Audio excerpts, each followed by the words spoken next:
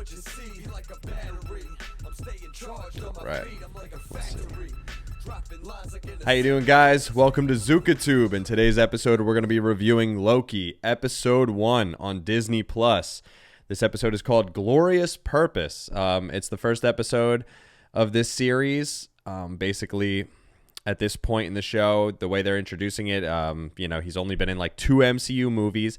I'm going to give you like the little summary they have listed, basically, where it follows an alternate version of Loki who created a new timeline during the events of Avengers Endgame, and he's brought to the mysterious Time Variance Authority. That's really all they give you, right? Now, this looks like it's loosely based off of the Vote Loki comic and like Loki, Agent of Asgard. Loosely, you know what I mean? You know how they do with all their shows where they kind of do some comic book stuff, more canon stuff, and then they kind of throw things awry in random areas, you know? But I'm going to play the trailer, and then we'll go into a little summary of what's going on. I'm going to give you my review, and then we'll go into a little bit of spoilers. There's not going to be much as far as spoilers this time around, mainly because this show tells you everything right off the bat and then almost plays you like an idiot as if there's more to it or there's something more suspenseful about it that somehow makes all the way they lay the suspense out in the episode seem worth it. But I don't know. I'll let you guys kind of give your opinion or just generally hear a couple of my pros and cons or my perspective on it, right? All right, let's get right into this trailer. Bing. Oh, he's getting taken in through that little box door thing. The Timekeepers have built quite the circus. Timekeepers, and I see apparently the created damn near everything. Parts to perfection. So how do Celestials and things like that Big come into metaphor play? guy. I love it. Makes you sound super smart. Owen Wilson, I am smart. he's great. I know. Tom Hiddleston is great too. They both do a fantastic job.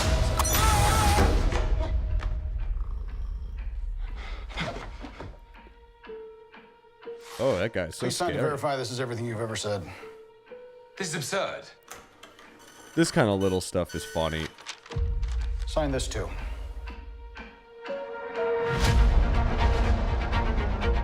We protect the proper flow of time. You picked up the Tesseract, right? breaking reality. I want you to help us fix it. Why me? I need your unique Loki perspective. Do I get a weapon? Nah.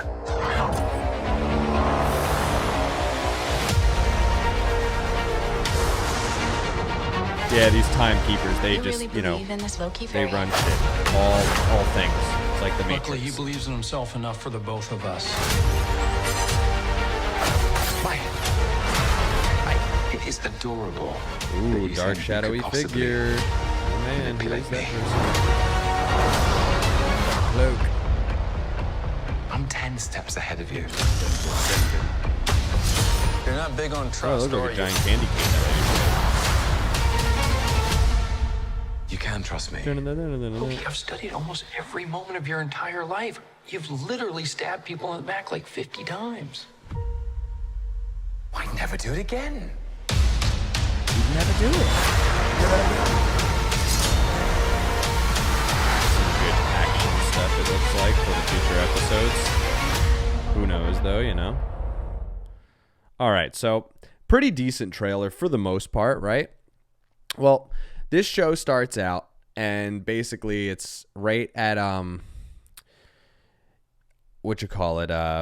where he's being taken away and the Tesseract comes out of the briefcase in the Avengers movie and he grabs that bitch and disappears.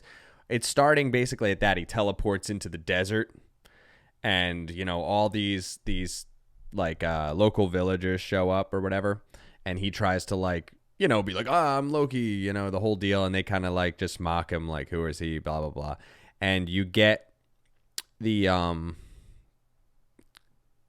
Time Authority, these agents, like these patrolmen basically come and attack him, you know, and he gets attacked by the Minutemen and the, you know, AKA 50 Cent Squad. And the lead hunter is Hunter B-15. which is kind of weird. Like, I hate this stupid shit they do in everything, where they got like all these security guards, and like anybody who knows the realm of, I don't know, personal security, private security, bouncers, all that stuff. The last thing you see are middle-aged, slightly heavy-set ladies as like the leader in the front lines, like beating the crap out of people. And knowing how Loki fights, what in the hell? He just like eats a hit from this lady, like right in the beginning. Like, let me show you this clip. Like, she just hits him point blank with all the people he's fought, and how profoundly like he's been as a presence, like fighting all these monsters and shit like that in these movies. Apparently he could just not see that one coming. She should have zapped him with the wand from a distance. Would have made more sense to me. But so that's a thing. That's just stupid nitpicking as far as how they do security guards and stuff like that in movies in general, especially when you've seen these characters literally fight like monsters or other, let's say, godlike people. So that is whatever it is, right? Well, they Rick and Morty his ass back to the agency, and apparently this place loves Fallout. They just love cramping Fallout style everywhere. Like, you see that little Miss Minutes in there. Everything's done with the little Fallout videos. Like, look at the similarity here. Like, it's man, that seems a little cheap. I mean, granted, I love that. I love that stuff in general. Like, it looks good, but it just feels cheap to anybody who's a fan or has played those games. And especially in recent years, it kind of just seems like direct copy. But basically they do a bunch of stuff that's a little weird. Like, they show you like the Infinity Stones in a drawer like props. And like, what, everything up to this point now is now just watered down in meaning, because they're showing you that like none of it means anything, and they control everything, and it's all just predetermined anyway, right? The way they introduce this whole time variance authority. And basically, like, if Loki broke the time variance codes so easy, how did none of the other characters in the MCU using Pym particles to go to the quantum realm and, multiple snaps with the Infinity Stones and all of that stuff somehow did not break the time codes, but he has broken the time codes more than anybody somehow and gets taken into custody. I'm not quite sure how that works, and you can let me know what you think on that one, because it's weird, man. And it's basically him getting processed by this thing, like by this agency, like for his crimes or whatever. And as you can see in the trailer, they pretty much recruit him to help solve crimes done by another pretty much version of him. That's how they say it, right? So they go through all the monotonous kind of explanations through cheap ways with their little Fallout style cartoons and everything like that. They even jump at one point to 1549. They show a Loki variant running wild, and then you see like a child, like from that time, blames the devil and like refers to him as the devil, with the horns and all that kind of stuff. You see the one character, Owen Wilson's character Mobius. In the comics, he's a guy that has been like demoted, and stuff like that. But I don't know if they're going to go into like why he was demoted and things he was involved in and stuff, because obviously they're not showing any of the history with Thor or Fantastic Four or any of that stuff that started all the time variance authority references back in the day. So I don't know what they're going to do for that. He plays Loki, like some videos of his crimes, and at one point they show him as D.B. Cooper. And if anybody knows the story of D.B. Cooper, who in the hell, younger than me, and if you guys are watching and you're around my age, like, who in the hell knows D.B. Cooper? Even a lot of people my age didn't know D.B. Cooper when I was talking about it. So how in the hell are the kids going to know that reference at all? Like, nobody knows who that is. I don't know. That was silly. I mean, it's funny for me. I laughed at that. Like, but like, what? They show his actions generally resulting in his mom's death, and all that, and he's really upset. He tries to like bail out the joint multiple times he tries to resist and stuff. Let me just give my review before I dive any deeper, because there's, I guess, a little bit of spoilers, that I can kind of go into, but nothing too crazy, right? I'm going to give this show 6 out of 10. I mean, it was boring. A lot of things felt a little cheap, and just as a way to rush in a bunch of summaries for you rather than like give you something important. And I really have a couple really big cons about the overall perspective of this episode that I'm going to go into in this spoiler section. If you're really interested in that, there's a lot of things that really agitated me about this show. Okay, so let's get into spoilers. Spoilers. Spoiled. So spoiled. Bam. Okay. Spoils. Let's see. Now, he basically sneaks back to watch clips when he tries to escape on the one time of his dad calling him son, his death. He cries like a baby. I mean, all that stuff. He decides in his head, like, I guess that he's going to change his ways. And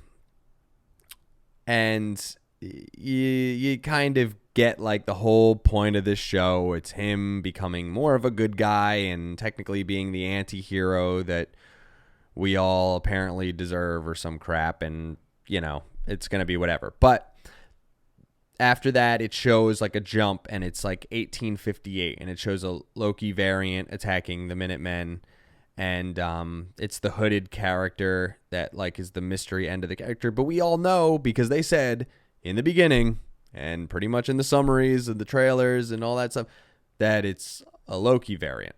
So really all the suspense to build up to show you the thing they already told you in the beginning is kind of stupid and a little monotonous to me.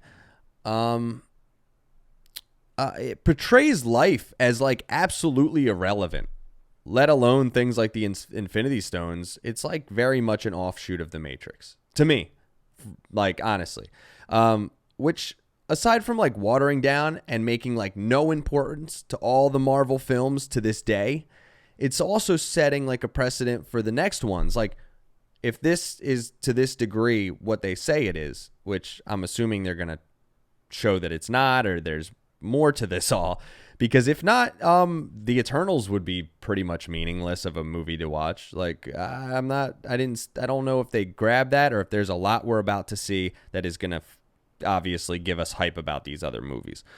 But as far as I'm concerned so far, it was bad kind of perspective to throw at you right in the first episode. They string the mystery of these people dying, from the time variants, like you're an idiot when they told you it was the variant Loki. And they still kind of make the suspense about it over and over again with Owen Wilson's character, Mobius, like, investigating this stuff and kind of dipping off at moments and stuff. And then they just show at the end that obviously it was a Loki, and I don't know. What are they going to pull some dumb crap where they're like, well, it's even more suspenseful because like, yeah, it is Loki, but it's not a Loki like you think. It's a stunning and brave Loki, or something stupid like that, or it's like Lady Loki or traditional old school Loki. Who cares? Like what? Like a werewolf Loki? One that's like full frost giant. I don't know, man. It seems real stupid to me. They do stupid stuff. Like the guy with the Infinity Stones in his drawer, right? He gets threatened by Loki to like gut him like a fish. And he's like, what's a fish? Okay, so you guys are in charge of all things, time and space here, and everybody's life, and it's all predetermined, and everything's written, and you guys know all this, but you don't know what a fish is. Really? Yeah, I'm not buying that. I think that shit's whack. I honestly, like I said, 6 out of 10. Obviously, Owen Wilson and Tom Hiddleston are fantastic actors, and they do a lot to pull you through this episode. Because I think the writing and the overall setting of this is kind of whack so far. Let me know what you think. I'm sure a lot of people think otherwise. There's a lot of diehards out there that just are really enjoying this, from what I'm seeing. And a lot of other people that aren't even into the source material or anything like that. But me, just in general, the way they put the perspective out there and they lay this out for you, I'm just not into it. But I'm still excited to see where the second episode goes because I want to know how they're going to pull that one up. I don't know, man. 6 out of 10, Loki. Check it out if you're interested. If you already seen it, let me know what you think. ZukaTube out. Dropping lines like an assembly. I'm staying on point. It's my strategy. Feel like they tracking me. Yo, let me get on one. Nah, go get your tracks up. Homie, can I steal some? Homie, you can't stack up. My brother, can you shout me? You're barking up the wrong tree. My dog, why do you doubt me? Cause you can't do shit without me. Real like the radio and never play it, but that's cool. The enemy's supposed to hate it.